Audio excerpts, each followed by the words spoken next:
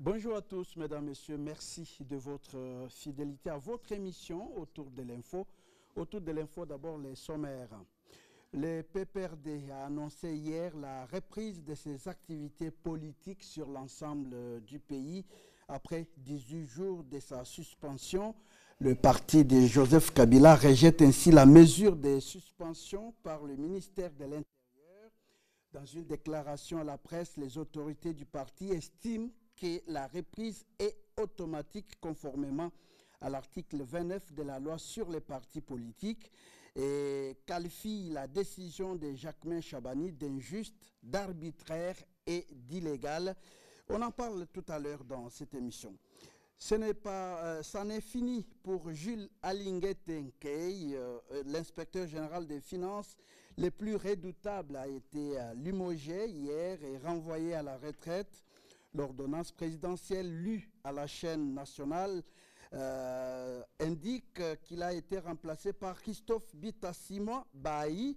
La nouvelle a surpris plus d'une personne, beaucoup de réactions d'interrogation sur son départ, sa retraite et l'avenir de l'inspection générale des finances. Analyse critique et commentaires, c'est tout à l'heure.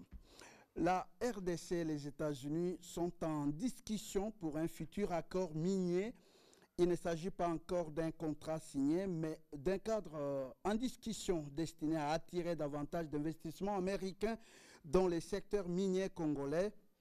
L'objectif de ce deal entre la RDC et les États-Unis est de permettre à des entreprises américaines d'investir dans l'exploitation minière congolaise, mais aussi dans les infrastructures nécessaires comme les routes, chemins de fer, barrages et l'énergie. On a noté beaucoup de réactions dans la sphère politique tant congolaise qu'internationale. Analyse, critique et commentaires, c'est dans un instant. Voilà la charpente de notre émission de ce jour. L'émission est en direct chez vous sur YouTube et sur page Facebook RTNC2. Vos préoccupations, analyses, critiques et commentaires nous intéressent. Écrivez-nous au numéro qui s'affiche au bas de vos écrans, mesdames, messieurs. Merci, bienvenue dans votre émission. Voilà, mesdames, messieurs, nous sommes là encore au rendez-vous de ce jeudi 8 mai 2025. 3 sujets, bras de fer PPRD, ministère de l'Intérieur, changement à la tête de l'inspection générale des finances, et puis les deals États-Unis-RDC, minerais contre la sécurisation de l'Est de la République démocratique du Congo. Et déjà sur ce plateau, 3 invités. Le 4e pourra nous rejoindre en cours de l'émission. À ma droite, Papi Mouya, communicateur de l'UDPS. Bonjour Papi. Bonjour Papa Gustave. Merci d'avoir accepté notre invitation. Merci. Bonjour à mes co-débatteurs. Bonjour à tous ceux qui nous suivent. C'est une fierté de venir chaque fois parler République démocratique du Congo. Merci. Bonjour Suleiman Onehese. Bonjour Monsieur Gustave. Analyste politique, merci d'avoir accepté notre invitation. Merci beaucoup Monsieur Gustave. Et à ma gauche, Fedi Mukendi, il est analyste politique et communicateur. Bonjour Fedi. Bonjour Gustave, bonjour co-débatteurs. Merci, pour votre présence. Merci à vous aussi. Voilà, nous commençons cette émission par d'abord ces deals États-Unis RDC minerais contre la sécurisation de l'Est de la République démocratique du Congo. C'est un sujet qui est revenu plusieurs fois dans nos émissions, mais qu'on n'a toujours pas abordé. Voilà pourquoi j'ai préféré que l'on commence par ce sujet qui fait couler encore beaucoup d'encre et de salive. Il y a encore des discussions pour parvenir à un contrat minier entre la République démocratique du Congo d'un côté et les États-Unis de l'autre.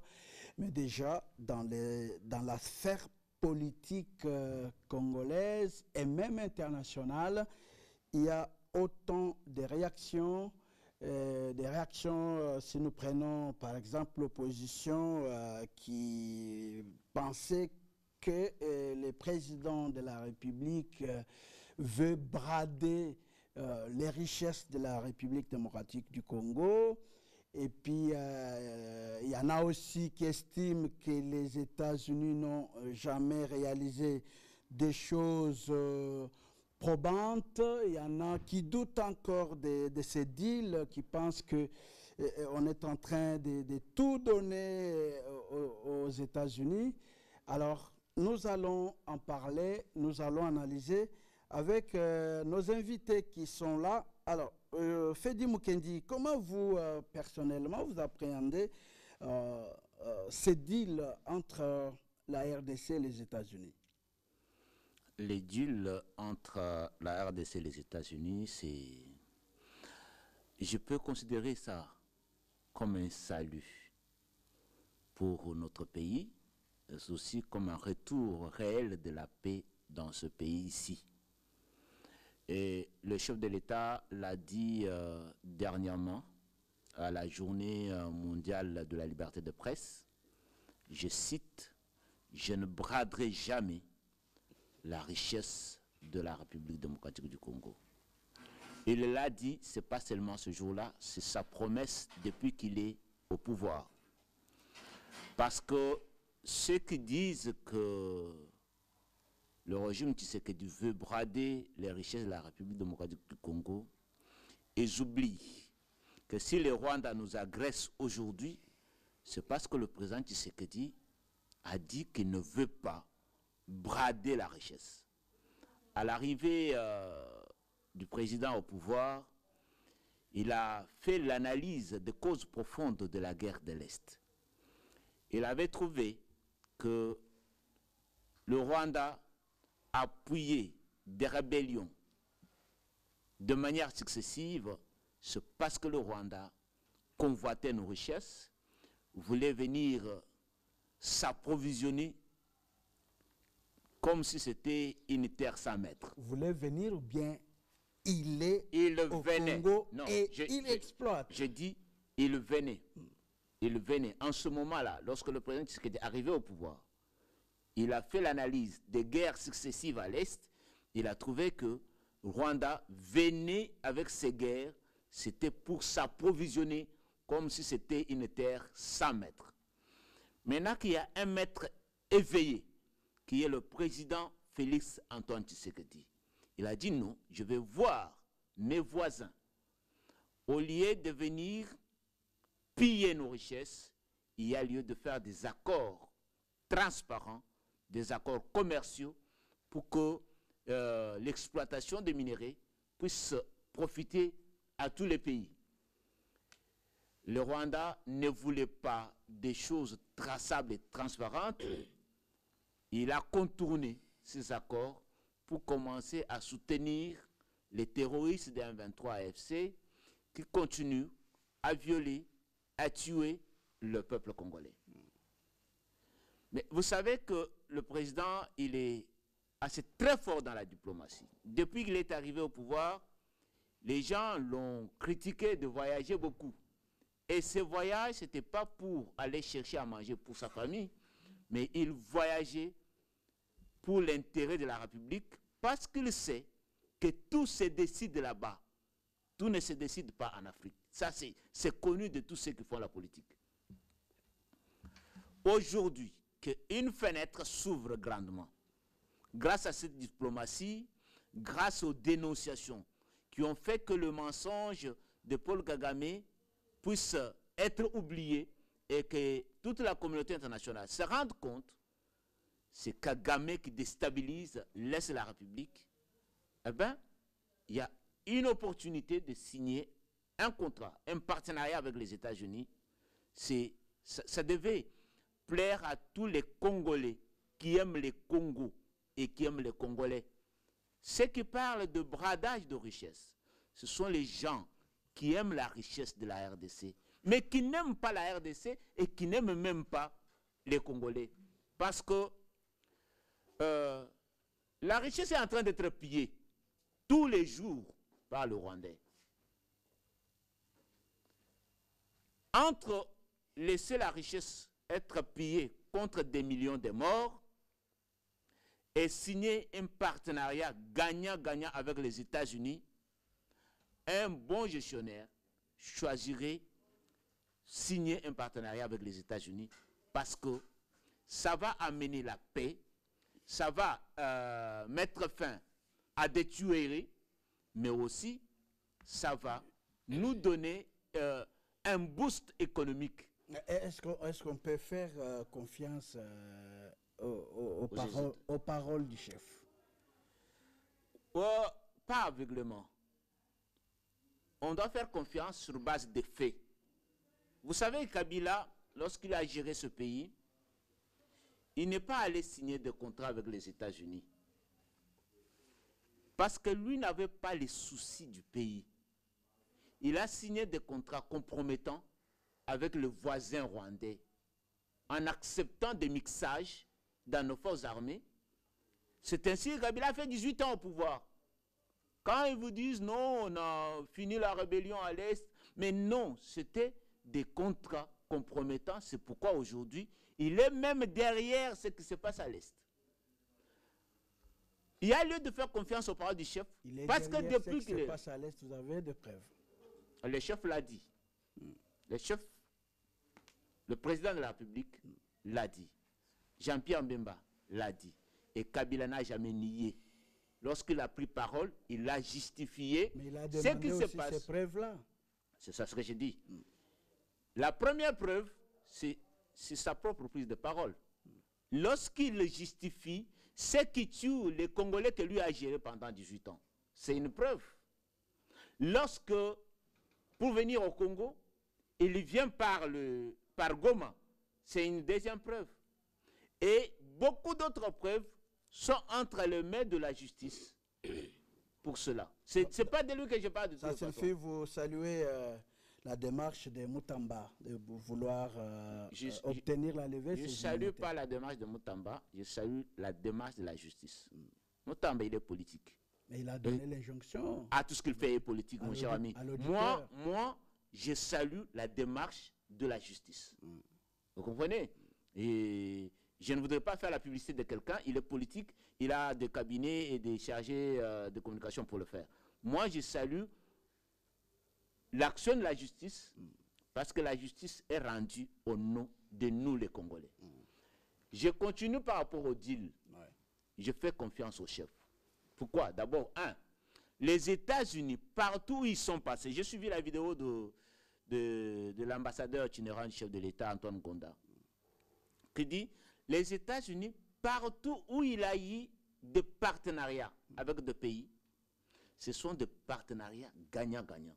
Et ces pays-là, il a cité les cas du Nigeria en Afrique, il a cité les cas de l'Angola. Il a dit que ces pays-là sont stables sur le plan économique, ils sont stables sur le plan militaire. Donc, les États-Unis, dans leurs standards, ils ne signent pas de contrats léonés avec d'autres pays.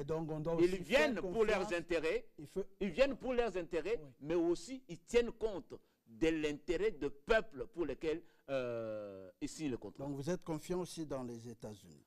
Moi, j'ai pleinement confiance dans les États-Unis. Parce que les États-Unis, quand ils viennent investir au Congo, ils vont engager les Congolais. Et le traitement de ces Congolais-là, il n'y a pas d'égal avec aucun autre pays. Et par rapport à la présence chinoise permanente et régulière déjà dans ces secteurs-là, vous ne pensez pas qu'il y aura un choc? Non, je ne pense pas qu'il y aura un choc. Parce que la Chine a un contrat spécifique avec la RDC. Les États-Unis viennent avec leur contrat avec la RDC. Mais moi, s'il faut choisir entre les deux, je choisirai les États-Unis. Parce que quand ils vont venir, ils vont engager les Congolais. Ils vont respecter les droits des Congolais en termes de salaire. Les États-Unis, c'est parmi de meilleurs partenaires. D'accord. Alors, Souleymane Onehesse, vous avez suivi Fedi Moukeni. Je crois que vous êtes d'accord avec tout ce qu'il a dit. Et vous pensez que ce contrat qui sera signé très prochainement, les discussions sont encore en cours, va donc terminer la guerre, assurer la sécurité, mais aussi permettre le développement des infrastructures, de l'énergie et d'autres domaines en échange de nos minéraux. Merci, M. Gustave.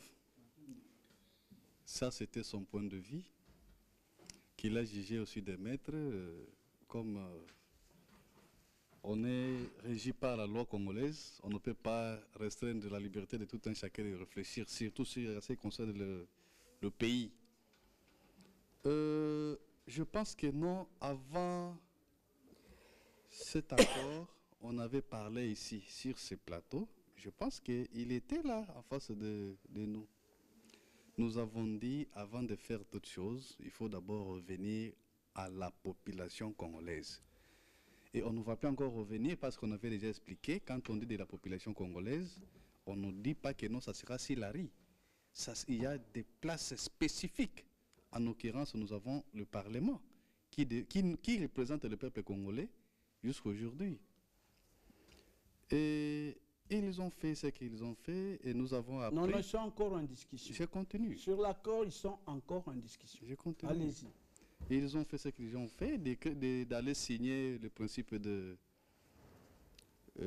poursuite des travaux. C'est autre chose que les partenaires. Je continue. Il y a deux, mais je vais vous donner l'éclairage et puis vous allez continuer. Il y a deux choses.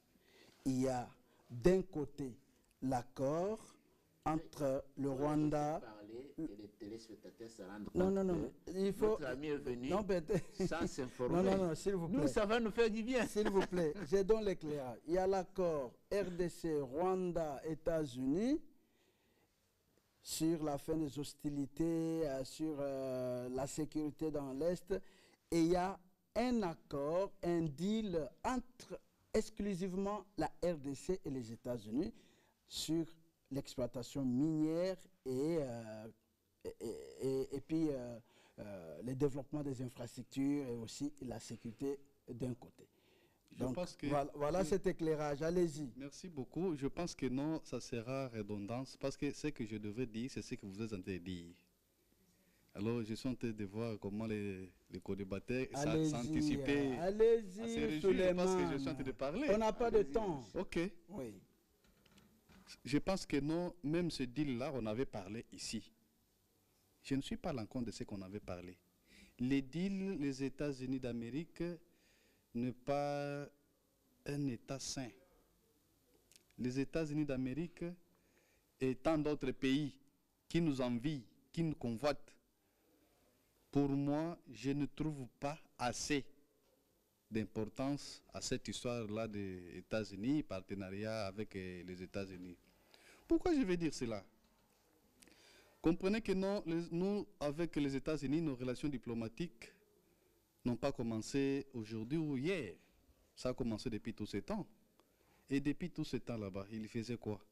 Et parmi les partenaires des pays autres étrangers qu'ils avaient des relations ou des partenariats, parmi lesquels ceux qui nous agressent faisaient partie. Et comment ça fait-il que non, quelqu'un qui est déjà avec votre, de toutes les façons, on le dit, ennemi, et vous allez revenir encore sur lui pour qu'il devienne encore votre ami aujourd'hui? Alors celui qui est de l'autre côté là-bas, qu'est-ce qu'il va bénéficier? Est-ce qu'ils ont déjà rompu des relations? Est-ce que les relations ne sont pas encore au beau fixe? Est-ce qu'ils continuent toujours? Et s'ils continuent toujours, nous, quel est notre apport que les États-Unis nous amènera ici? Je ne trouve pas beaucoup plus.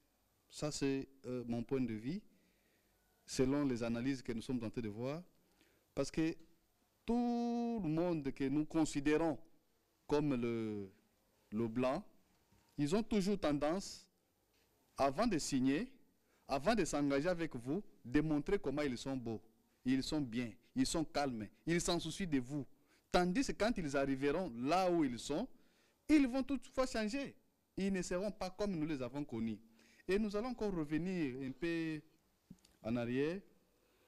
Je ne vois pas comment les États-Unis, selon ces arrangements qu'on est en train de travailler pour la République, pourra donner beaucoup plus de privilèges sur nous, la République démocratique du Congo, avec la guerre qui continue toujours à exister. Si cela s'avère, ils allaient d'abord, au préalable, nous appuyer d'une manière sécuritaire dès qu'on termine et on vient voir aussi nos intérêts.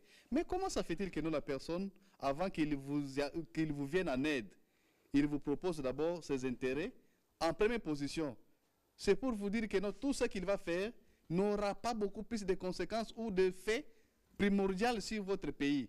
Il vise seulement ses intérêts. Bon, comme nous connaissons tous que non, les États-Unis d'Amérique, pour eux, c'est d'abord leurs intérêts principaux. Nous allons comprendre certaines personnes peuvent vous dire que non, entre les États, il n'y a que les intérêts qui priment. Mais oui, les intérêts qui priment. Nous aussi, à notre tour, quels sont les intérêts qui vont primer? Pensez-vous que non, quand il y aura seulement la paix, il y aura la sécurité? C'est ça pour nous les intérêts? Alors les minéraux qu'ils vont commencer à exploiter. Je suis sûr, les Américains, quand ils arrivent, ils ne vont plus prendre des sauts. Hein. S'ils veulent les prendre, ils vont prendre comme il faut. Et quand ils vont prendre comme il faut, en revanche, combien ça va donner? Alors comme les discussions sont encore en cours, nous demandons et nous supplions aux dirigeants, avant d'engager ou avant d'envoyer, bon, je suis sûr que non, c'est déjà envoyé les gens, mais les gens qui nous envoyons là-bas, qu'ils voient d'abord les intérêts de la République. Vous vouliez que les États-Unis rompent d'abord les relations diplomatiques avec le Rwanda pour pouvoir s'engager avec la RDC ou comment? Dire que non, que nous, en tant que pays frères des États, bon, en fait, nos relations diplomatiques avec les États-Unis, leur dire de rompre des relations diplomatiques avec un pays autre, ça sera difficile.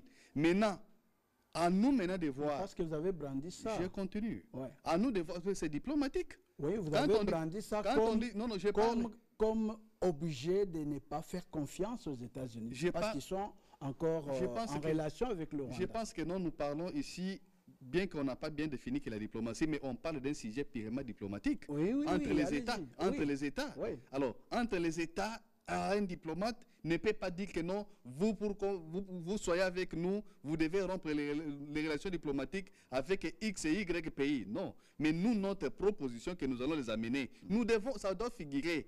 C'est une proposition. Quand ça va figurer, diplomatiquement, ça les pousse à réagir ou soit à ralentir au moins des relations diplomatiques ayant lien entre les deux États qui avaient déjà commencé bien avant. Et de la même manière, même l'Angola. Mais l'Angola n'est pas aussi un pays qu'on peut laisser comme ça, bien qu'ils ont des relations diplomatiques avec des beaux fixes avec les États-Unis, mais eux aussi sont en train de nous faire quelque chose aussi, nos richesses. Ici, on parle de richesses, on ne voit pas seulement de minéraux. Parce que ces Américains-là, quand ils viendront ici, ils ne viendront pas seulement pour les minéraux, ils vont venir prendre aussi nos richesses.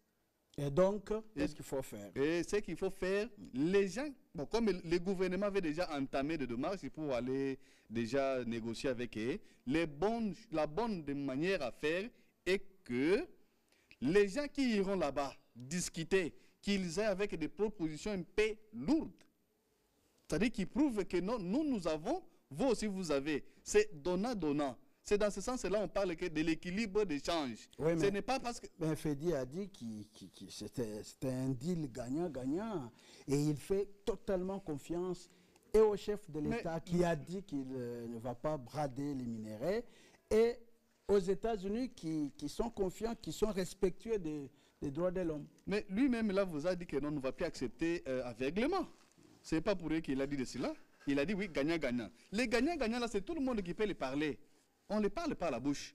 Mais nous, les gagnants-gagnants dont nous sommes en train de parler pour la République démocratique du Congo, c'est le fait et la concrétisation de faits. On dit non, c'est gagnant-gagnant. Oui, c'est verbal. Ça va planer comme ça. Il y a beaucoup de choses que nous avons déjà appris. Alors, entre la Chine et les États-Unis, qu'est-ce que vous pensez? Entre la Chine et les États-Unis, nous devons d'abord voir les objectifs que nous avons avec la Chine et les objectifs que nous aurons avec les États-Unis. Alors, après avoir évalué les deux objectifs, c'est à ce moment-là on va voir quel État prendre, quel État à ne pas prendre. Et ça, c'est un aspect. Deuxième aspect, même la Chine là, la Chine n'est pas tout noir. Et la Chine aussi n'est pas tout blanche.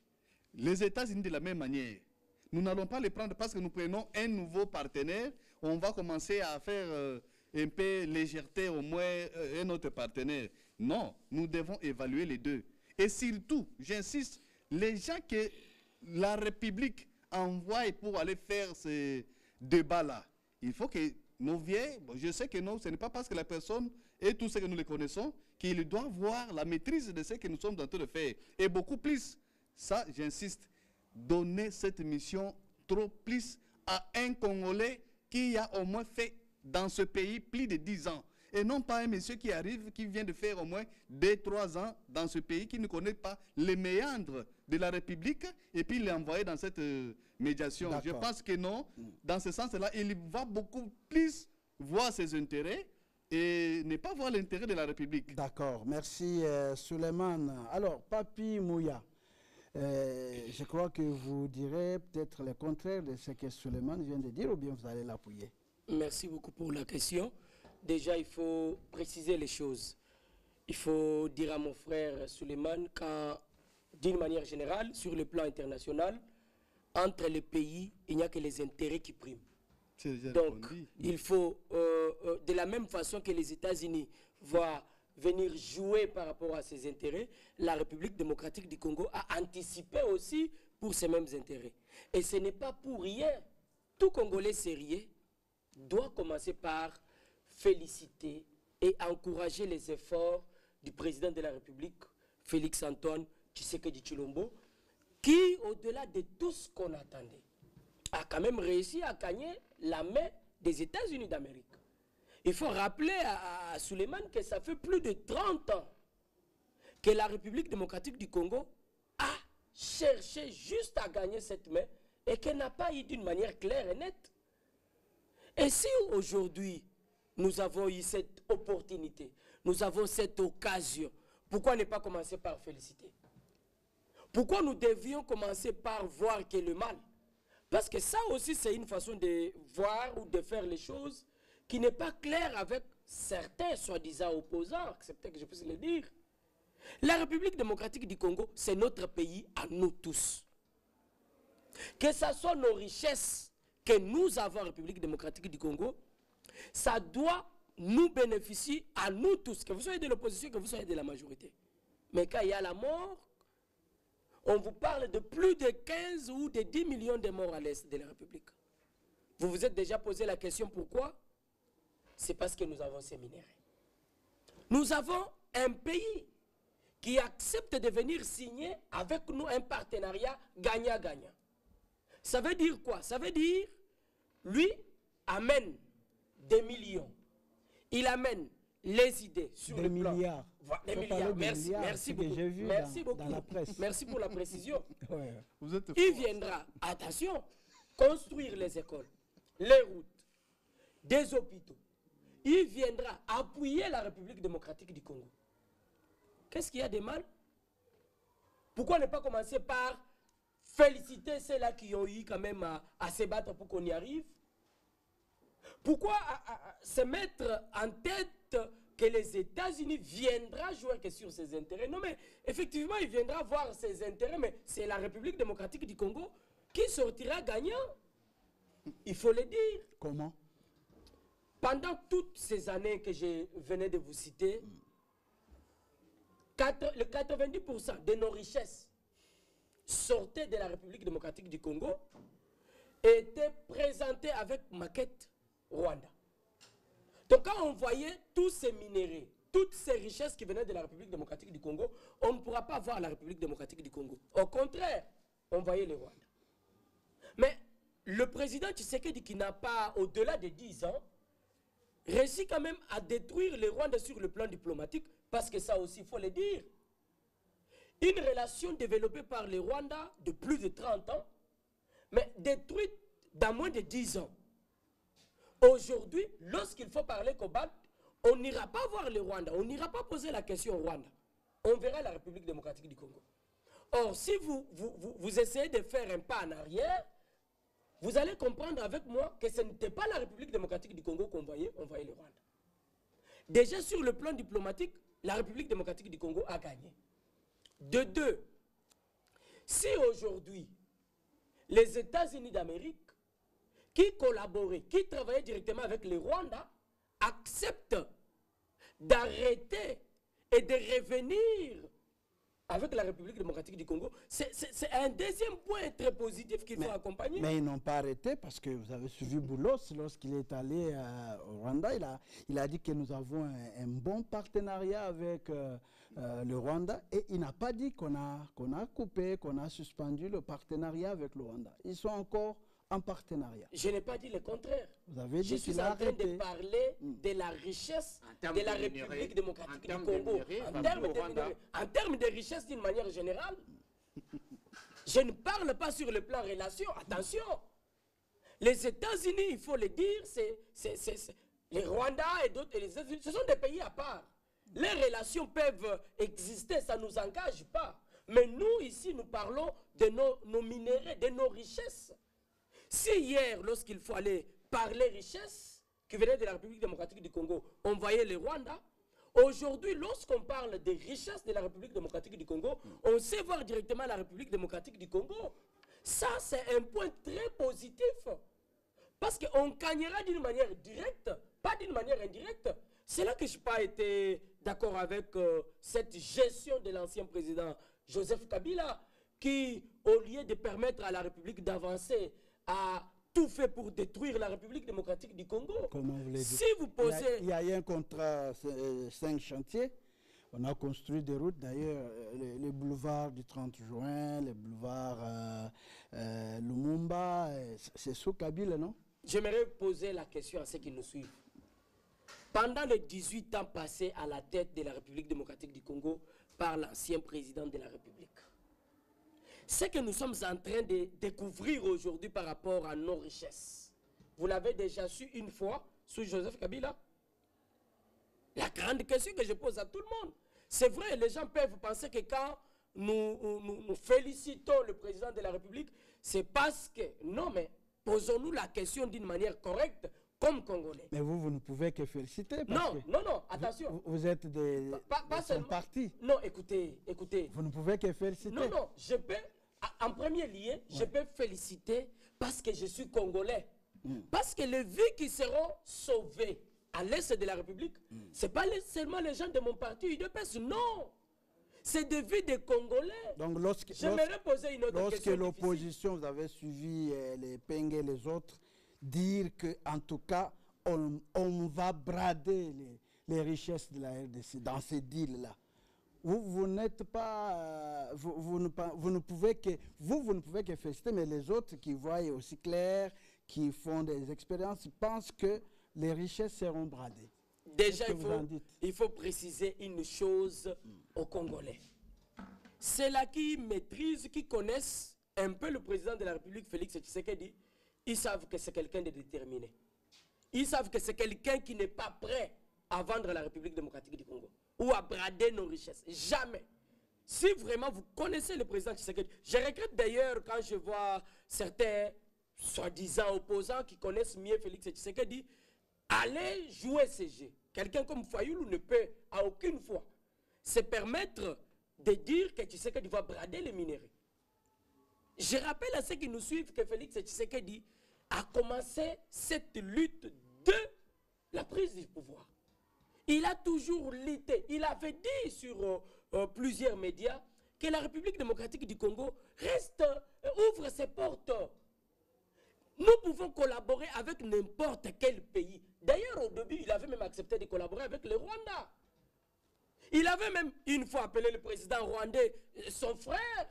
Ce qui avait été mal jugé par les autres. Parce que comment un frère veut commencer maintenant? Permettez. Le début, quand Félix Tshisekedi a pris le pouvoir, il avait un seul objectif. Il sait qu'on est tous africains. Il sait que la richesse de la République démocratique du Congo peut construire plusieurs pays au monde. C'est vrai. Mais quand vous venez pour prendre nos richesses, venez quand même construire aussi d'une manière qui est connue, d'une manière qui est officielle. Ne venez pas voler comme nous l'avons vu et connu avec les Rwandais. Ce qui n'a pas été le cas avec le Rwanda. Tshisekedi ne bradera jamais. Je vous l'ai dit, vous pouvez garder encore la vidéo. Ouais. Félix Tshisekedi, c'est un digne fils de la République démocratique du Congo. Rassurez-vous, toutes les décisions qu'il prendra, il prendra ces décisions que pour le bonheur de la République démocratique du Congo, notre pays. Merci, Papi Mouya. Mais ce que vous n'avez pas dit, c'est ce que Suleiman a dit. Comment on fait la guerre si on approche les États-Unis? C'est pour assurer la sécurité là-bas. Mais entre-temps, on continue à tuer, on continue à prendre des villages. Et là, jusque-là, il n'y a rien. Donc, on permet encore aux rebelles de continuer à... Non, avant la signature. Dire qu'il n'y a rien, ce n'est pas vrai. Je rappelle à mon frère Suleiman que cette guerre dure de plus de 30 ans. Oui, mais ce n'est pas d'une façon magique que tout va s'arrêter. Qu'est-ce qu'il a dit? Je ne transmets que ce qu'il a dit parce que vous co-débattez, moi j'assure la modération. Il dit que qui est ce partenaire-là? On fait la guerre, au lieu d'abord de stopper la guerre, permettre au pays de revenir dans la vie normale, paisible et commencer à discuter. On laisse d'abord les choses s'empirer, les rebelles continuent à piller, à voler, et puis, entre-temps, on s'occupe d'abord de ses intérêts. Qu'est-ce que vous en dites? Je pense que tout est en train de revenir à la normale. Hier, ce n'était pas comme aujourd'hui. Il faut accorder un temps. C'est vrai. Non, écoutez, c'est ce que je vous ai dit. Je vous ai dit, la guerre a duré. Aujourd'hui, on vous parle de plus de 30 ans. Ça ne sera pas d'une manière stratégique que ça va passer. Donc, s'il faut ici préciser les choses, il faut accepter que c'est un début. Le président Tshisekedi a 6 ans. Il est en train de se battre pour établir une paix pendant que cette guerre avait déjà plusieurs années et avait déjà fait plusieurs morts. Il faut lui laisser le temps. Merci, Papi Mouya. Vous aurez la parole, Fedi. Teddy qui vient de nous rejoindre, même en retard, bonjour Teddy. Voilà. Bonjour, vous nous trouvez en train de parler, c'est deal États-Unis-RDC, minéré contre la sécurisation de l'Est de la RDC aussi, les infrastructures consorts. Qu'est-ce que vous en pensez? Je suis parfois étonné de voir la manière dont les Congolais, de manière générale, réfléchissent lorsqu'il est question de grands enjeux. Il faut parfois revenir à une pédagogie simple pour ceux qui nous suivent et pour que les gens puissent comprendre de quoi est-il question. Il n'y a aucun pays qui se développe en toute autarcie, tout seul, sans avoir fait un travail intellectuel quelconque pour pouvoir le faire. Et pour aller plus loin, de manière un peu plus caricaturale, on se focalise sur le Rwanda en tant que pays, un seul pays, mais on oublie que dans ces pays, on a des Indiens qui font les affaires, ça n'offusque personne. On a des Libanais, on a des Pakistanais, on a toutes les nationalités. Les Ouest-Africains sont ici. Ça veut dire qu'avec l'économie de marché, n'importe qui peut venir faire les affaires. Le grand problème, c'est d'établir des règles, d'ériger quand même des principes pour que ceux qui viennent suivent ces règles-là. Et lorsque la RDC propose aux États-Unis un contrat, c'est à nous, Congolais, pas seulement au gouvernement, mais c'est aux intellectuels congolais, à la société civile, de pouvoir travailler maintenant sur les contenus. Parce qu'il y a un accord, c'est comme un corps, mais qu'est-ce qu'on y met à l'intérieur? C'est là où nous devrions mener des débats, des discussions. Mais lorsqu'on voit les interventions des uns et des autres, on a des cas tout à fait binaires dans leur raisonnement. D'un côté, il y a des gens qui estiment que, puisque c'est le président de la République qui propose un accord, c'est un accord qui est sanctifié, il n'y a pas à dire, on ne peut rien dire, on ne peut rien ajouter.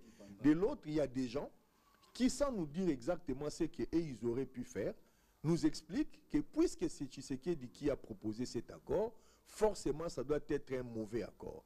On ne peut pas avoir une nation qui puisse avoir un tel raisonnement. Entre les deux camps, on peut avoir d'autres types de pensées. Tshisekedi est parti en tant que chef de l'État proposer un accord. C'est dans le cadre de chercher une solution à la crise que nous subissons depuis presque 30 ans. S'il y avait des solutions miracles, on l'aurait déjà trouvé. Ça veut dire qu'on est en train de tenter jusqu'à ce qu'on trouvera une solution qui nous ramènera la paix. Alors, les opposants estiment que Tshisekedi va brader les ressources minières de la RDC. Ceux qui disent cela, pour la majorité, s'il faut les prendre au mot, ce sont des gens qui, dans un passé récent, ont eu à diriger dans ces pays. Ils peuvent nous brandir ce qu'eux-mêmes ils ont produit comme résultat, ou ceux qui aspirent à le faire. Ils doivent nous montrer ce qu'ils feraient de contraire de ce qui est fait aujourd'hui. Et ça, ce n'est pas pour soutenir ce que le président actuel est en train de faire, mais juste pour dire que c'est beaucoup plus facile de critiquer lorsqu'on n'est pas soi-même à la manette, parce que vous n'avez pas une obligation de résultat. Mais ce qui est là, c'est que les enjeux auxquels notre pays est confronté actuellement détermineront les 2 ou 3 siècles à venir. Parce que si on a un contrat de 25 ans d'exploitation avec les États-Unis, ce n'est pas 25 ans bruts ou 25 ans nets. À la dernière date, ils vont quitter. Il y a des entités qui vont se créer, il y a des liens qui vont se créer, qui vont continuer. Donc, nous devrions avoir les reculs nécessaires parce que l'idée qui est posée est une bonne idée d'avoir une coopération qui puisse arrêter la guerre. Parce que je ne sais pas, moi je suis Congolais, ce qui m'intéresse, c'est lorsque je me réveille le matin de ne pas donner comme information en tant que journaliste à mes frères le nombre de gens qui sont tués. J'aurais aimé avoir une position qui dit qu'aujourd'hui notre pays a produit autant de tonnes de maïs, notre pays a produit autant de tonnes de riz, et que les enfants qui hier encore pouvaient payer 1000 francs de Minerval ne doivent plus les payer parce que l'État va les prendre en charge. Ce sont de bonnes informations que nous, en tant que journalistes, alors donc, nous on peut faire confiance aux États-Unis, mais aussi non, faire confiance, moi, ces mots-là, vous le savez, Gustave, que moi, on ne peut pas, entre deux États, il n'y a pas une question de confiance. Ouais. C'est une question d'intérêt. Le problème, c'est que les Américains viennent pour leurs intérêts. Mais pour gagner les intérêts, on doit se faire une confiance mutuelle. Non, il n'y a pas une question de confiance, il y a une question d'accord et de principe. Chacun d'entre nous doit respecter sa part du contrat, sa part du marché. C'est aux Congolais. Moi, je ne peux pas accuser les Américains. Je donne un autre exemple. Les Congolais qui vivent en France, en Belgique et tout ça, ils font les affaires. Si chaque pays ne devrait faire les affaires qu'avec les nationaux de ses propres populations, ça veut dire qu'on n'aura pas des échanges entre États. Cela ne lave pas, ne lave en rien les Rwandais de ces crimes, de ces turpitudes. Il faut qu'on le dise, le Rwanda est en train de faire quelque chose dans notre pays qui est inadmissible. Aucun Congolais, aucun patriote ne peut accepter de vivre sous la botte des Rwandais. Ça, il faut le dire clair et net. Mais au même moment, nous sommes en confrontation avec eux. Ils sont encore sur notre territoire. Il y a des choses qui n'ont pas été faites pendant un certain nombre d'années, ce qui fait que nous avons une armée qui se bat courageusement, là où il peut se battre, et pour essayer de nous garder en vie. Parce que si on n'avait pas cette armée-là dont on parle, on peut dire ce que l'on veut, mais c'est notre armée qui nous protège encore. On aurait eu déjà des Rwandais ici à Kinshasa. Et les gens qui livrent leur vie pour nous protéger, nous ne devons pas, nous, sur des plateaux de télévision, avoir la légèreté de dire que ce sont des gens qui ne valent rien. Et ils mettent leur vie en danger. Pour finir avec vous et terminer d'ailleurs cette question, vous ne craignez pas les chocs États-Unis, Chine, en RDC? Non, nous sommes sur une question géostratégique importante. Ça va être un peu long à expliquer, mais facile à comprendre. Les Américains ont un problème avec la Chine. Et Donald Trump n'a pas accepté qu'il y ait une alliance Russie-Chine, ce qui était l'axe prôné par son prédécesseur Biden, et parce que cela fragilise un tout petit peu les États-Unis. Et il faut savoir que ce sont les Chinois qui détiennent aujourd'hui les obligations américaines, c'est-à-dire une grande partie de la dette américaine est détenue par des sujets chinois. Alors les Américains préfèrent avoir un accord avec la RDC pour ouvrir de nouveaux horizons et essayer de rééquilibrer la balance commerciale avec la Chine. Donc, craindre cela, je ne sais pas ce que cela veut dire. C'est-à-dire que nous sommes face à des puissances. C'est à nous de faire le travail que nous devons faire ici. Il n'y a aucune puissance qui viendra ici nous donner à manger. Ça, il faut oublier. Les Américains viennent pour leurs intérêts. Les Congolais doivent aussi, de leur côté, protéger leurs intérêts. C'est là, d'ailleurs, l'avantage de l'accord qui est proposé par le président Tshisekedi, parce que c'est public. Au moins, comme c'est un accord qui est public, ça donne à tous les acteurs la latitude de pouvoir apporter leurs connaissances, leur expertise, leurs idées, au lieu de dire que c'est un mauvais accord. Si c'est un mauvais accord, bon, faisons de la fiction. On annule cet accord-là. Et après, on fait quoi? D'accord. Merci Teddy Fitou, journaliste et directeur publication. Alors, Fedi Mukendi, je reviens chez vous. On change de chapitre, hein. L'air est déjà en train de partir, de courir. Ce bras de fer PPRD, ministère de l'Intérieur. Voilà, les PPRD qui étaient suspendus il y a 18 mois, plutôt 18 jours. Et voilà, hier, le PPRD a annoncé officiellement à travers les médias qu'il reprenait ses activités sur l'ensemble du territoire national, et pendant qu'on n'a pas levé la mesure de suspension. Et comment trouvez-vous ce bras de fer entre les PPRD et le ministère de l'Intérieur? Bon, je ne sais pas s'il s'agit de bras de fer. Je vais revenir à la question, mais je voudrais apporter une précision par rapport au deal États-Unis et République démocratique du Congo. Nous qui appuyons le président Félix, si nous disons que le président ne va pas brader les minéraux, ce n'est pas seulement parce qu'il faut le dire, mais c'est parce que nous avons une succession de faits qui montrent que le président Tshisekedi, il est très attaché à la République, et dans beaucoup de partenariats qu'il a déjà fait, il privilégie l'intérêt de la RDC. Les cas patents, c'est le contrat sino-congolais qui a été signé par le régime Kabila. Parce que le président Tshisekedi tient aux intérêts de la République. Quand ils ont analysé ce contrat, ils ont trouvé qu'il y avait des choses qui ne privilégiaient pas trop l'intérêt de la RDC. Ils ont dû modifier ce contrat avec les Chinois. Donc c'est un exemple qui montre que le président Tshisekedi ne se contente pas de dire qu'on a signé un accord. Il regarde dedans quel est l'intérêt des enfants congolais. Donc, on a modifié l'accord là. Oui, l'accord. On a modifié, et les 7 milliards sont déjà... écoute, parce que c'est toi les journalistes. On ne sent pas c'est toi les journalistes qui peut aller chercher les informations. Est-ce que tu sais qu'on a modifié le contrat? Oui ou non? Allez-y. Mais si vous savez qu'on a modifié le contrat, c'est le fait que je relève. Ouais. Les décaissements, c'est toi les journalistes qui peut aller vérifier c'est décaissé déjà jusqu'à quelle hauteur. Parce qu'il y a des travaux qui se font dans le cadre de ce contrat changé. Nous avons la rocade de Kinshasa qui est en train d'évoluer vers la fin. Nous avons de routes nationales qui se construisent, des routes nationales qui se construisent avec l'argent du contrat sino-congolais. Je donne un fait pour montrer que le président Tshisekedi est attaché aux intérêts de la République. Et ce n'est pas aussi mal de condamner, c'est pas aussi correct de condamner les opposants.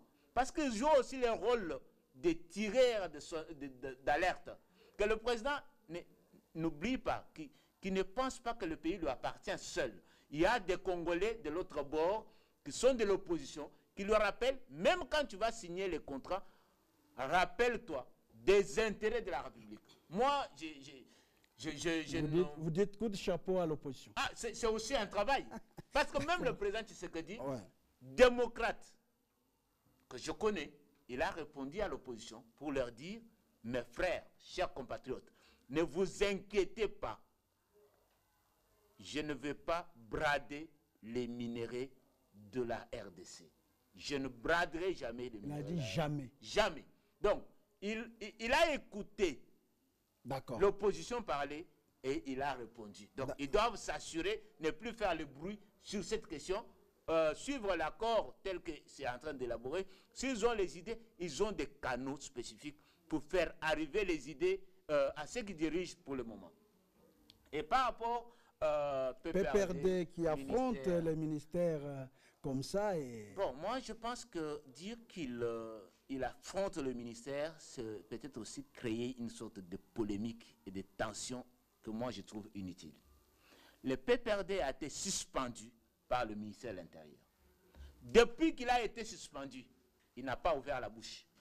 Ils n'ont pas parlé dans le média. Moi, de ce côté-là, je dis bravo, parce qu'ils sont républicains. Vraiment, moi, je dis bravo. Si aujourd'hui, ils disent que la loi dit qu'après 15 jours, s'il n'y a pas d'autres mesures, même le tribunal, la décision, la suspension tombe automatiquement. On va être du côté du ministre de l'Intérieur ou du côté de la loi. Moi, je serai du côté de la loi.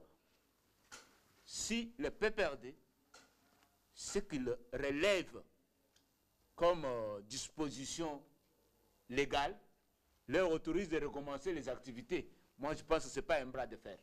C'est l'état de droit. D'accord. Et Suleiman Onehese. Voilà que le PPRD suspendu sort publiquement dans les médias et dit, voilà, nous relançons nos activités parce que on n'a vu ni le tribunal se saisir de la question, ni d'autres mesures qui devaient accompagner la décision. D'ailleurs, la décision du ministre était injuste, arbitraire et illégale. Vous donnez raison, PPRD. Oui, c'est comme le prédécesseur vient de parler. Si nous évitons ce qu'on appelle culte de personnalité, ça sera encore une erreur. L'autorité avait pris une décision. Et cette décision, il n'a pas respecté la procédure normale. Qu'est-ce qui vous fait dire ça? Mais selon leur déclaration. Qu'est-ce que ça... Tu te fies à ce que le PPRD a déclaré ou bien selon tes analyses? S'il vous plaît. Les analyses proviennent de lois de notre pays. On ne va plus faire les analyses par notre propre sentiment. Non. Ici, vous allez voir sur la loi, sur la création et le fonctionnement des partis politiques. C'est là où nous sommes. Vous allez voir sur son article 29, premier alinéa. Cette loi-là a été créée le 15 mars 2004 dans ce pays, qui montre comment les partis doivent fonctionner, comment suspendre le parti et comment toute autre procédure qu'il faut faire pour... Et qu'est-ce que l'article 29 Je continue, ouais. Toute autre procédure pour le fonctionnement d'un parti politique. Alors, le ministre avait écrit et le ministre avait signé aussi l'arrêté ministériel pour suspendre le parti. Or, la loi dit ceci. Si on suspend le parti qui fait déjà 15 jours sans avoir les tribunaux, c'est-à-dire autre procédure qui va s'en suivre après cette suspension, la décision tombe. Et effectivement, le parti PPRD en a respecté. Bon, comme ils ont respecté, je ne vois pas comment on peut dire encore que non, il y a bras de fer. Au moins, s'il y a l'intention haute de personnes pour nuire un parti X ou Y, là, ça peut être vrai.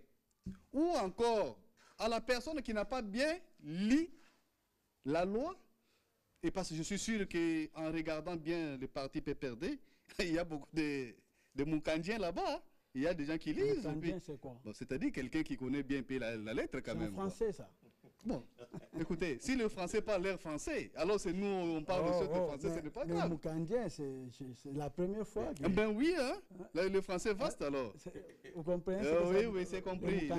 Oui, il a compris. Hein? C'est-à-dire quelqu'un qui maîtrise au moins le Moukanda. Alors vous comprenez que non, c'est un parti où il y a des gens qui maîtrisent les écrits. Et donc ils ont... Et ils ont... Non, si vous ne coupez pas d'abord. Ils ont respecté que la loi. Ils n'ont pas respecté l'individu parce que l'individu va passer et la loi restera. Alors je ne vois pas par là comment on va encore créer des sous-entendements par des gens qui non, il y aura ceci ou cela. Non, je ne pense pas. C'est aussi une chose que nous devons demander aux autorités. Je sais que non, il y a beaucoup plus d'autorités qui ne veulent pas qu'on leur dise non, chef, ce que vous avez fait, c'est mal. C'est parce qu'ils sont entourés de gens qui leur chantent beaucoup, qui leur parlent beaucoup de choses, ils gobent. Des choses qu'ils aiment. Les choses qu'ils aiment. Donc, ils aiment des choses-là, mais qui n'aiment pas les pays. Alors, les autorités, quand vous prenez une décision, de toutes les façons, vous devez vérifier et revérifier. Et même si vous voulez nous donner une information, cette information que l'autorité va nous donner, pour nous, nous prenons. Vous parlez en tant qu'autorité, mais les gens vont aller vérifier minutieusement. Et quand ils trouvent que non, il y a des lacunes dans ce que vous dites, voyez-vous que non, même votre autorité sera un peu... Hein? Bon, c'est ça un conseil que nous nous conseillons un peu aux autorités. Merci Souleymane. Alors, Teddy, dites-nous un peu, est-ce que la mesure prise par les ministres de l'Intérieur avait son sens ou bien c'était du sensationnel? Non, on ne peut pas dire d'un ministre de l'Intérieur en fonction qu'il est dans cet état d'esprit-là. C'est quand même un responsable, VPM, pour les cas des Chabani. Mais c'est aussi un juriste, hein, oui. Chabani. Donc il doit être un peu plus sérieux dans ce qu'il fait. Donc c'était. Mais de l'autre côté, je ne suis pas dans la joute politique. J'essaie d'analyser de manière objective. Mais il a en face de lui aussi un ancien ministre de l'Intérieur, qui est le secrétaire permanent du PPRD, Chadari, qui connaît très bien la loi. Et je pense pour avoir aussi travaillé sur toutes ces dispositions. Donc, il y a un problème de légalité et de légitimité. Dans la légalité, les PPRD, dans leur droit de pouvoir faire observer la loi, ils ont été très républicains, de rester silencieux pendant tous ces temps. Ils auraient pu jouer un peu la rue pour essayer de mettre du désordre. Non, ils ne l'ont pas fait. Moi, je ne suis pas du PPRD. Vous connaissez mes positions par rapport à l'ancien président Kabila. Mais il faut qu'on arrive à faire un distinguo dans ces dossiers. Il y a le PPRD en tant que parti, qui est une institution privée des gens qui se réunissent pour défendre leurs idées, qu'on soit d'accord ou pas. Et il y a la personne de l'ancien chef de l'État qui, lui, a un statut particulier. Le problème, c'est de faire une confusion entre la personne de Joseph Kabila et les partis, les PPRD. Parce que les PPRD peut subsister à la personne du président Kabila et vice-versa. Donc, je ne vois pas en quoi est-ce qu'il ne serait pas dans la légalité d'appliquer la loi, c'est de leur droit. Mais il y a un problème de légitimité. À un moment donné, c'est peut-être, s'il y a des reproches à faire, par rapport au premier mandat de Félix Tshisekedi, je l'ai dit souvent, je l'ai déjà écrit, donc ce n'est pas une nouveauté, c'est le fait de ne pas avoir clarifié l'espace politique congolais. Nous sommes un pays où on a un nombre incalculable de partis politiques qui défendent tous la même chose. On ne sait même pas faire la différence entre tel parti et tel autre parti. En exemple, le PPRD se présente comme un parti socialiste.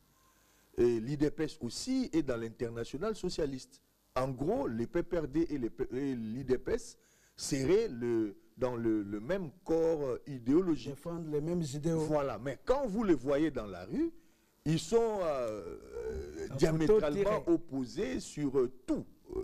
Donc on ne comprend pas. À un moment donné, il faut quand même, d'où la question de la gouvernance, ça c'est une question importante.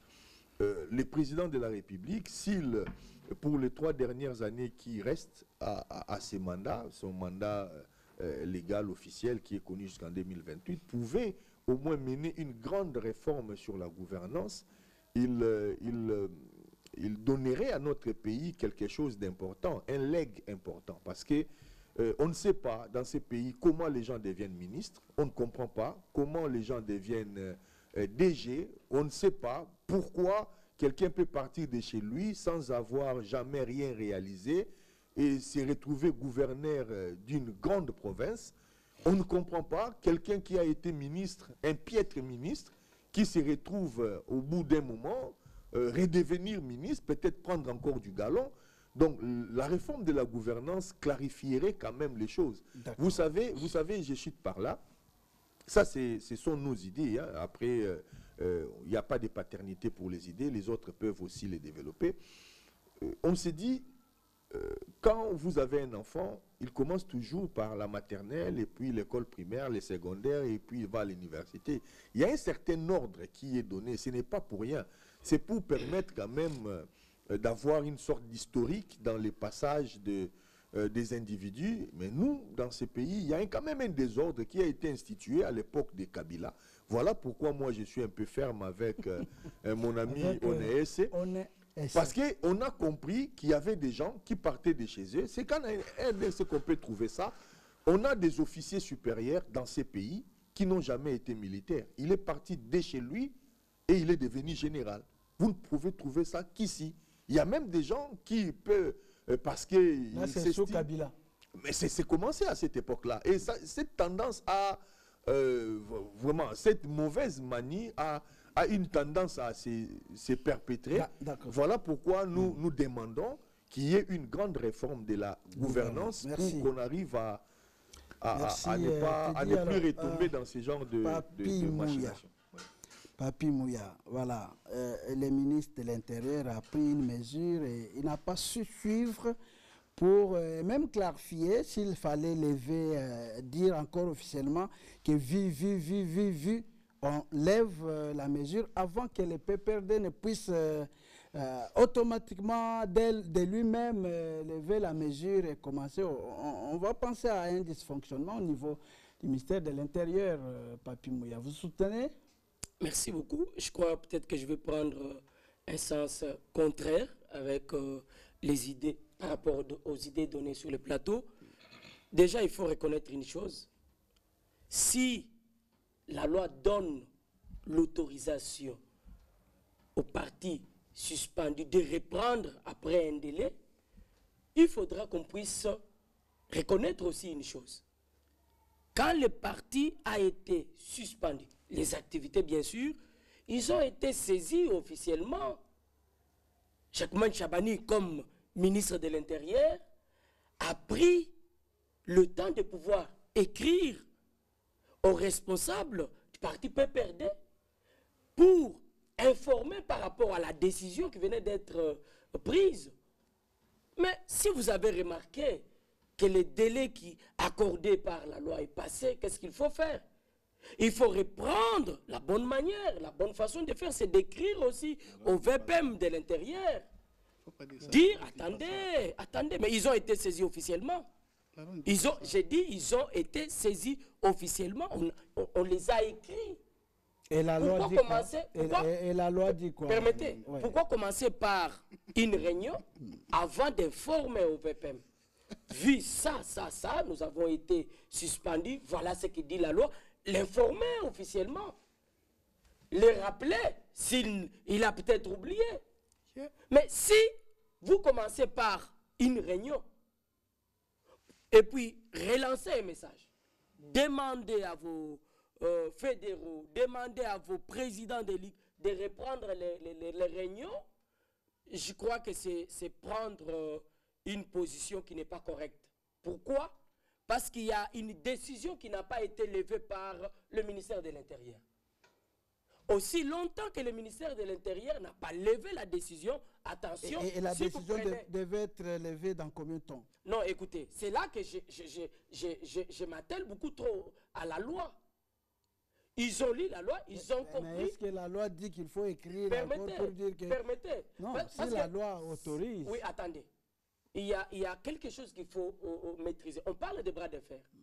Si le ministère de l'Intérieur, qui a suspendu le parti PPRD, n'a pas renvoyé un autre document pour lever ce qu'il avait donné comme mesure, et que les responsables du PPRD prennent une décision d'eux-mêmes d'élever déjà cette mesure, je crois que c'est ce qu'on a appelé bras de fer. Et d'ailleurs, les PPRD qualifient d'ailleurs les mesures là d'illégales, d'arbitraires et d'injustes. Ils ne trouvent pas pourquoi leur parti devait être suspendu. Ils ont respecté le délai. Il n'y a aucune autre action ni de la justice qui a suivi. Et selon la loi, ils pensent qu'ils pouvaient automatiquement recommencer les activités. Comment vous pouvez demander qu'ils écrivent encore alors qu'ils qualifient la mesure d'injuste et d'arbitraire? Je crois que c'est aussi toi ton option. Comme la mesure jeune, était arbitraire. J'ai dit comme jeune, j'ai toujours pensé qu'il faut qu'on arrive à quitter cette façon de faire les choses qui a toujours tendance à utiliser les réseaux sociaux. Si les PPRD pensent qu'ils ont été punis injustement, mais il y a une bonne façon de le faire. Mais la mesure a été aussi publiée sur les réseaux sociaux. Écoutez, la mesure a été publiée, sur les mais réseaux ils ont sociaux. été informés officiellement. Il y a une confusion. La confusion. On n'est pas sur les réseaux sociaux. Une décision qui est légalement prise, qui a été notifiée aux concernés, là on est sur l'application de la loi. On ne va pas aller, puisque la personne qui vous a suspendu, si la loi dit au bout de 15 jours, vous pouvez reprendre vos activités s'il n'y a pas une autre procédure. Vous n'allez pas attendre que la personne qui vous a suspendu... Il faut faire une bonne analyse par rapport à ça. Parce que j'ai comme impression que vous n'avez lu qu'une partie de cette loi. Il faut aller au fond. Si le délai qui vous a été accordé est arrivé au bout, est épuisé, qu'est-ce qu'il faut faire? Est-ce que la loi vous autorise automatiquement de reprendre vos activités? Parce que ici, les gens n'ont pris qu'une partie. Attention, moi j'aimerais, effectivement, j'aimerais qu'on puisse répondre à la question. Est-ce le PPRD crée le bras de fer avec le ministère de l'Intérieur ou pas? Parce que c'est ça la question. Je reviens à l'idée du départ. Le ministère de l'Intérieur prend une décision suspendant le parti PPRD. Les responsables de ces partis sont d'office saisis officiellement par le ministère de l'Intérieur. Quand vous avez lu ce qu'il y a comme loi, que vous n'avez pas présenté tout ce qu'il y a comme alinéa, parce que vous n'avez lu qu'une partie. Vous reprenez les activités automatiquement sans réinformer aussi à l'autorité. Attention, parce que vous, la partie que vous avez... Non, la loi, attendez, la loi, vous n'avez lu qu'une... Non, attendez, ce n'est pas mes idées. Vous n'avez lu qu'une partie de cette loi. Parce que... Laissez-les terminer. Attendez. C'est dire qu'on n'a pas lu. Laissez-les terminer, s'il vous plaît. Je réponds à la question qui avait été posée. Oui. On n'a pas posé la question par rapport à la loi. On a demandé s'il y aura bras de fer entre le ministère de l'Intérieur et le parti PPRD. Mais vous avez la réponse à la attendez, c'est ça la question. Attendez, mais laissez-moi répondre. C'est ça la question qu'on nous a posée. Et je réponds à la question. J'ai dit clairement que le ministère de l'Intérieur a pris une décision suspendant le parti PPRD. En écrivant. En écrivant.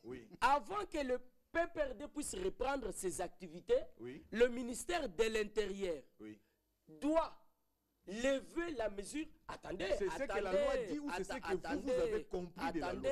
Mais le ministère de l'Intérieur est un responsable. Non, si les responsables du parti PPRD... Attendez, si...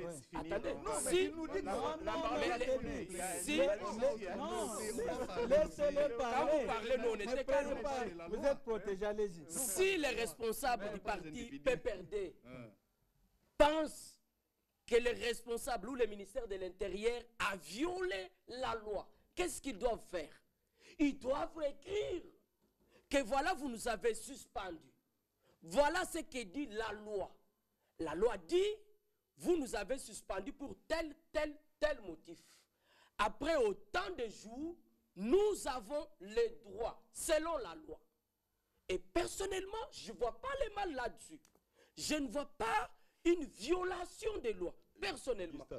Prendre une position contraire, je suppose ici, c'est créer cette bras de fer entre le ministère de l'Intérieur et le parti PPRD. Et pourquoi le ministre n'a pas encore réagi? C'est depuis hier, on n'a pas encore eu la réaction du ministre. Écoutez, il faut... Non, permettez. Vous savez, c'est la décision prise par les responsables du parti PPRD sont jusqu'à présent restés dans les heures.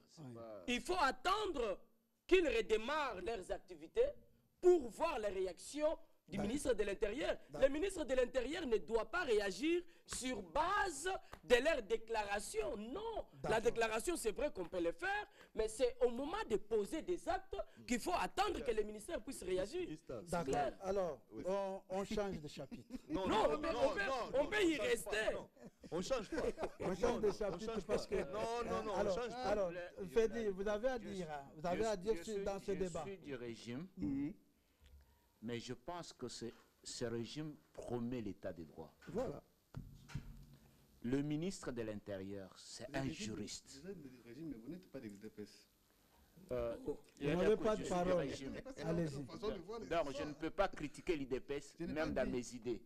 Donc, le ministre de l'Intérieur, c'est un juriste. Oui. S'il a suspendu le PPRD et qu'il pensait que cette suspension devait aller au-delà de 15 jours, je pense qu'il devait le dire dans la suspension. S'il a suspendu sans déterminer les délais, je pense qu'il est resté attaché à la loi. Et pour moi, le PPRD ne fait pas le bras de fer avec le ministre de l'Intérieur. Parce que le PPRD a respecté cette décision pendant 15 jours.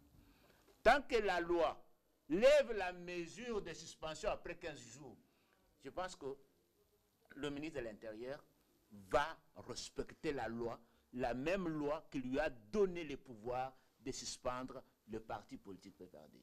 Et par contre, s'il pense que les 15 jours qui sont contenus dans la loi, ce n'est pas suffisant, c'est à lui de revenir, probablement, avec une autre suspension. Mais pour moi, à ce niveau ici, il faut comprendre que le ministre de l'Intérieur a donné une suspension en tenant compte du délai légal qui est de 15 jours. D'accord. Alors, changement à la tête de l'inspection générale des finances, le très redoutable Jules Alinguete est parti et même en retraite, selon ce que j'ai vu Tina Salama diffuser sur son compte Twitter. Donc, il a quitté l'inspection générale des finances. Il a été limogé, remplacé par Christophe Batissimo, je crois. Batissimo, Bailly. Voilà. Et donc, Suleiman Onehese, oui. Comment vous avez accueilli cette nouvelle qui a surpris tout le monde, hein? Non, ça n'a pas surpris Suleiman qui vous parle. Parce que c'était un poste de l'État. Un poste de l'État, personne ne peut dire que non, comme je suis arrivé, je vais rester là-bas éternel. Non. Toute autorité, que tu sois ministre, que tu sois président, sache qu'un jour, tu vas partir. Et c'est normal que Lévi Alinguete soit remplacé. Mais il est parti, malheureusement, Lévi ne nous a pas dit, tous les temps qu'il était là-bas, ne nous a pas donné un peu les calculs, parce qu'il a été beaucoup plus grand. À tout moment, s'il a RTNC, hein, on le voyait toujours, on le parlait. Quelles sont les prouesses que vous retenez À tout moment, on le félicitait par le président, on le voyait à la télé, à tout moment, de publicité, tout ça.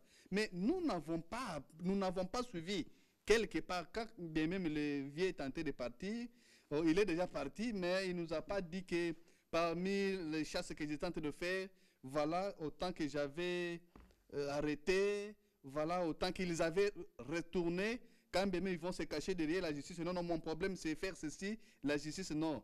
Ce n'est pas tout que la justice devait commencer à faire. Il y a certaines histoires où nous n'avons pas commencé à se cacher derrière les gens. Vous avez trouvé... Non, mais soyez clair, je n'ai pas bien compris. Il n'a pas montré quoi? Soyez clair. C'est le petit, parce qu'on faisait trop de bruit à la personne d'abord. Qu'est-ce que tu retiens de lui? Non, non, je continue. Je continue, s'il vous plaît. On faisait trop du bruit de la personne de Vieux Alinguete. C'est vrai que non, il est plus meilleur, il est tout ça. Mais cette méritocratie, pour nous, le peuple congolais, nous n'avons pas senti, sauf les médias, qui nous parlaient seulement que non, on a fait ceci, on a formé quelques jeunes au niveau de l'INIKIN, et encore une autre formation, je ne sais pas quel nombre de jeunes. Mais or, pas nous avons aussi combien d'universités qui sont officielles dans ce pays. Mais pendant tout ce temps, l'IGF n'a pas pu... Bon, c'est-à-dire, la personne qui vient de quitter, l'IGF reste comme institution. La personne qui vient de partir, le vieil Alingeti, n'a pas pu arriver, même au niveau de Kasaï Oriental, à l'UOM, l'université officielle de Mbujimaï, former n'infise que 2 et nous produire que non, voilà, ceux qui peuvent me relever quand je quitte. Alors ceux qui peuvent... C'est son travail, ça. C'est pas possible. Mais qu'est-ce qu'il était parti faire à la formation là-bas? Qu'est-ce qui se passe? Ah, ok. Que je termine ma pensée. Ce sont là les prouesses que tu retiens. Non, les prouesses, non, il n'y a pas eu de prouesses. Pour moi, le vieux parti, c'est un poste de l'État, il est parti, c'est normal. Il fait des biens. Bon, même l'immeuble, le vieux, qui s'il vous plaît, ce n'est pas tout ce qui est blanc sur lui, ce n'est pas tout ce qui est noir sur lui. Alors, tout est noir, à ce qui est à ses côtés, et vous, les journalistes, vous trouvez du bien. Mais nous autres, ici, peuple congolais, nous n'avons pas senti. Toi, pas peuple congolais. Je ne suis pas venu parler de moi. Je ne suis pas venu pour moi. Je ne suis pas venu ici pour moi, je suis venu parler pour la République. Il est venu parler pour la République. Alors, d'accord. Alors, Fedi, je crois que tu diras le contraire de ce que... Dis seulement que ce n'est pas un poste. Non, tu n'as pas de parole, monsieur. Un poste de l'État. Je crois que tu diras le contraire de ce qu'il a dit. Un poste de l'État. Pas tout à fait le contraire. Parce Voilà. qu'en fait, pas tout à fait le contraire, parce que les gens font du départ de Alingeti une information extraordinaire, comme si Alingeti était à ce poste-là pour l'éternité et le président Tshisekedi est venu couper son mandat. Je pense que Alingeti a fait le travail pour lequel la République l'avait appelé, et c'est lui qui l'avait mis là-bas, a trouvé qu'en ce moment, il faut donner le bâton de commandement à un autre Congolais qui peut aussi mieux faire. Mais ce qu'il faut retenir, c'est que l'engouement que le départ d'Alingeti a suscité démontre la grandeur du travail qu'il a fait. Parce qu'il y a des gens qui ont quitté les fonctions des ministères, qui sont partis, et même le président Kabila était parti. Les gens étaient contents qu'il soit parti. Mais à Lingeti, les gens regrettent. Beaucoup de gens regrettent du fait que qu'il est parti. Vous voyez, c'est parce que c'est quand même un Congolais qui est sorti de l'ordinaire. Mais il ne faut pas qu'à un moment qu'il pense qu'il est le seul Congolais à être comme ça. Il y a beaucoup de Congolais honnêtes et compétents dans ce pays, mais qui n'ont jamais eu l'occasion d'exercer des fonctions où ils doivent être jugés par la population. Vous ne craignez pas qu'il fasse aussi comme Kazadi, Nicolas, qu'il jette des choses, voilà, quand j'étais, voilà, il y avait... Non, mais il faut vous rappeler que le travail d'Alingeti est médiatisé. Tout ce qu'il a eu à faire comme enquête, comme audit, il a médiatisé les rapports. Donc ça veut dire qu'il n'y a rien de caché. Ça c'est mon point de vue. Kazadi, ce qu'il a fait, je crois que c'est aussi... Parce qu'il y en a qui relient la sortie médiatique de Kazadi et le limogeage d'Alingeti. Parce que dans cette sortie, il a parlé des choses... Sur bon, c'est de leur droit de relier comme ça.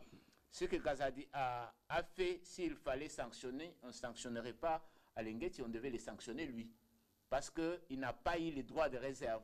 Lorsqu'on a accédé aux informations, du fait de ses fonctions, ces informations-là restent secrètes.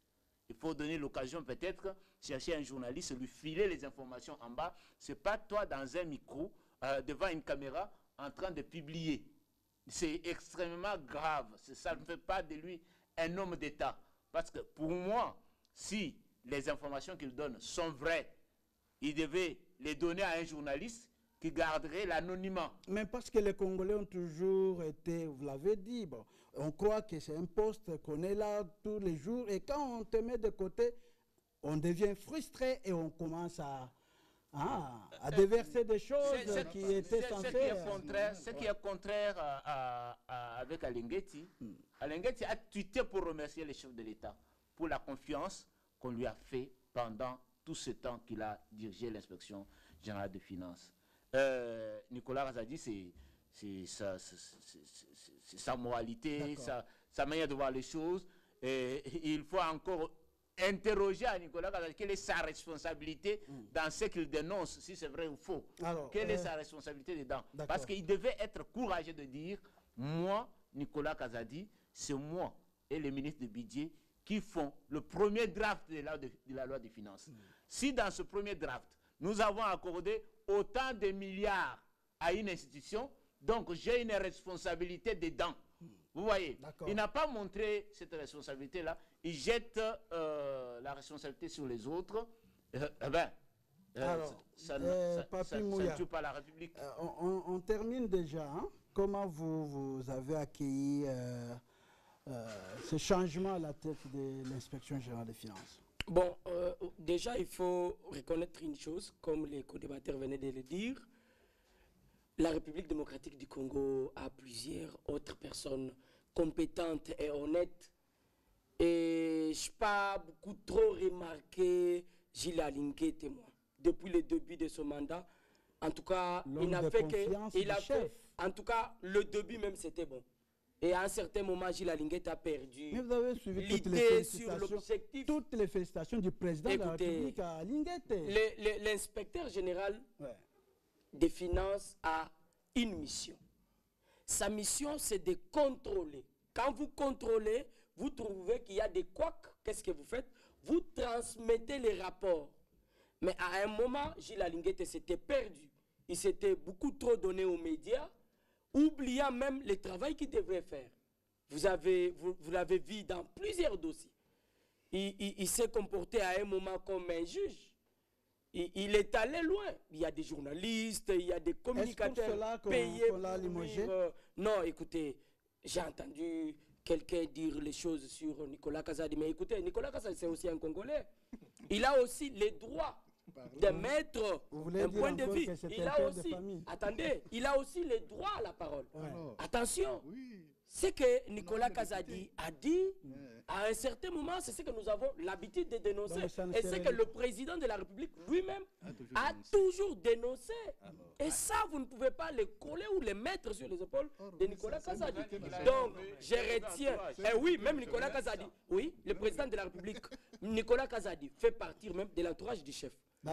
Oui, autour du chef de l'État, il n'y a pas seulement les bonnes personnes. Il y a aussi les mauvaises. Et les mauvaises qui sont autour du chef. Vous pouvez poser la question aux doyens, ils peuvent vous dire qu'est-ce qu'ils font. Ils n'arrangent pas ce qui doit être fait. Au contraire, ils détruisent. Donc il faut qu'on arrive à arrêter cette façon de vendre Nicolas Kazadi comme quelqu'un qui... Donc c'est avec raison. Je pense que le chef de l'État a compris que Gilles Alingué avait perdu la bonne ligne de conduite et qu'il était allé ailleurs. Il était temps. Vu aussi son âge, je rappelle à ceux que nous suivent qu'il est allé en retraite. En retraite, voilà. Mais il y a encore un débat. Bon, on termine avec vous, Teddy. On a fini la réalisation. Fait signe qu'on a fini. Et vous me dites on termine avec vous. Allez-y. Non, mais moi, je suis choqué par les propos tenus par mon frère, Papi Mouya. En fait, comparé aujourd'hui Nicolas Kazadi sur le plan de la gestion de la chose publique à Gilles Alingué, c'est un foutage de gueule, mon ami. Il faut pas qu'on... Mais de tous les rapports que Gilles Alingué a donnés, il n'y a pas une preuve. Laissez-moi finir. Allez-y. On ne peut pas pas la parole, cher ami. On ne peut pas avoir un ancien conseiller, un itinérant du chef de l'État qui a assumé de 2001 à 2004 les hautes fonctions de ministre des Finances dans notre pays, qui se bombe le torse de devenir un lanceur d'alerte il se présente comme étant un homme d'État. Pour moi, c'est un homme de l'ombre. Ce n'est pas un homme d'État. Comparaison faite, Gilles Alinguete part, il laisse un bâtiment qui a coûté 8 millions. Très cher Nicolas, qui vous aimez tant, nous a laissé une fontaine sans eau à 9 millions. Et c'est le ministre des Finances qui doit construire les fontaines? Non, mais il a... mais attendez, c'est lui qui l'a dit. Non, il a dit qu'il y a deux choses qu'il peut endosser la responsabilité.